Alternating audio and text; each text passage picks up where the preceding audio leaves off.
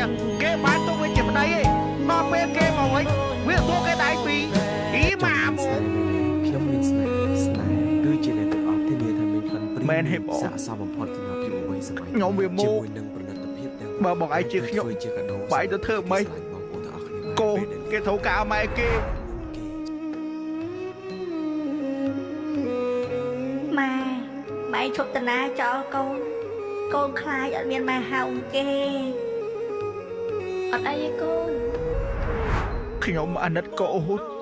ខ្ញុំមិនចង់បែកបាក់គ្រួសារខ្ញុំមិនចង់ឲ្យកូនខ្ញុំគ្មានម្ដាយហៅនឹងគេបើឲ្យមិនគិតមើលអ្នកដែលឈឺចាប់ជាងគេជាអ្នកណាជាខ្ញុំបាទហើយ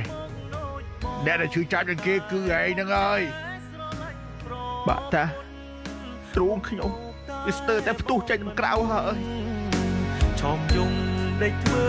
យ៉ាងនេះមែនណាអ៊ំអានេះវាអាណិតកូនវា